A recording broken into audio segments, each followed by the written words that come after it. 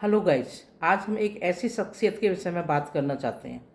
जैसे कि आप सभी जानते हो, वो किसी की मोहताज नहीं है अपनी पहचान के लिए। बाबा साहब भीमराव अंबेडकर। उनका जन्म 1891 ईस्वी में हुआ। वो एक दलित महार जाति से थे। दलित जाति उस समाज में, जो हमारा 1800 और 1700 का समाज था, उस समय हमारे समाज में कुछ परेशानी आ गई थी। तो हमारे समाज में उस टाइम नीच ऊंच जाति प्रथाएं काफ़ी बहुप्रचलित हो गई थी। तो उन सब का बाबा साहब ने बहुत ही संघर्ष किया अपने जीवन में, और बहुत कुछ यातनाएं भी सही।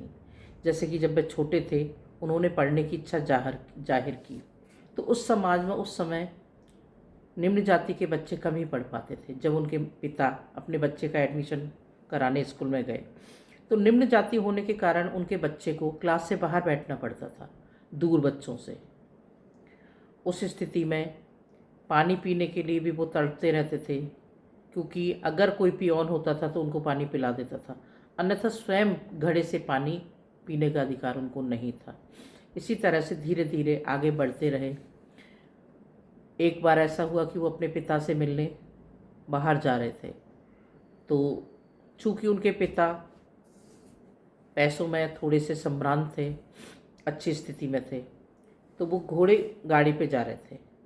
जब तक घोड़े वाले को नहीं पता था कि ये महार जाति से है, तब तक वो उससे अच्छे से बातें करते रहे।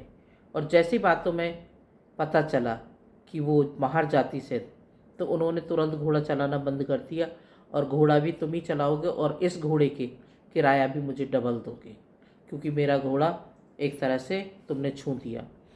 इस तरह से बचपन में उन्होंने बहुत संघर्ष किया। फिर महाराष्ट्र के एक राजा जी की, गायकवाड़ जी की नज़र उन पे पड़ी, क्योंकि वो चूँकि पढ़ाई में बहुत मेधावी थे। तो महाराज ने उनको स्कॉलरशिप दी, और वो उस स्कॉलरशिप से बॉम्बे के कॉलेज में पढ़े, एजुकेशन ली। धीरे धीरे वो कोलंबिया यूनिवर्सिटी में, लंदन, अमेरिका आगे जाके काफ़ी उन्होंने पढ़ाई की।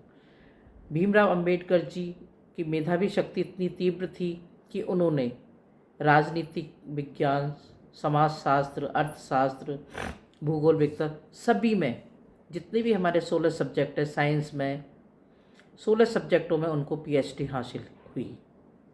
ये एक ऐसा ब्रेन था कि जो शिक्षा का मोहताज नहीं था, बस जैसे जैसे बढ़ते गए और वो आगे उन्होंने काफ़ी शिक्षा ली। लेकिन समाज में जब उन्होंने सोचा कि मुझे लौट के अपने देश के लिए कुछ करना चाहिए, तो वो महाराज के पास आए और उन्होंने महाराज से विनती की कि महाराज मुझे अपने साथ रखिए और आपकी मैं सेवा में रहना चाहता हूँ। तो उनको एक ऑफिस में बाबू बनाया गया।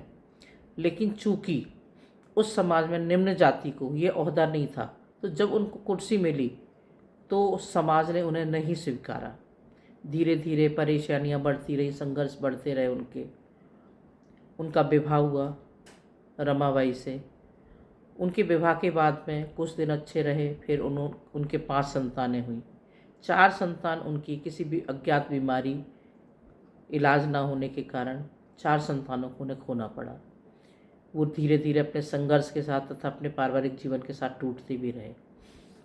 फिर राजनीति में उन्होंने कदम रखा, हमारा संविधान लिखा, उन्होंने कई बुक्स लिखी। एक उनकी किताब के ऊपर तो हमारे रिजर्व बैंक की स्थापना हुई। भारत का संविधान भी बाबा साहब अम्बेडकर ने लिखा।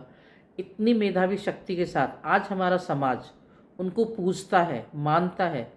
लेकिन जो बच्चे उनको मान रहे हैं, उन्होंने उनको भगवान बना दिया। उनका मानना था एजुकेशन इज टूल। वो अपनी शिक्षा के आधार पे उस निम्न समाज को की ऊंचाइयों से उठते हुए यहाँ पहुँचे। लेकिन हमारे बच्चे सिर्फ उनके नाम को पूजते हैं। मैं कहती हूँ पूजने तो उनके आधार को पूजो, जो वो छोड़ के गए उस चीज़ को। जो भी उन्हें प्यार करता है, सम्मान देता है, तो उनके जैसा बनने की कोशिश करें। शिक्षा को आधार समझे। शिक्षा ही जीवन का वह मूल्य जो हमें हर चीज़ हासिल करने की क्षमता देता है। राधे राधे।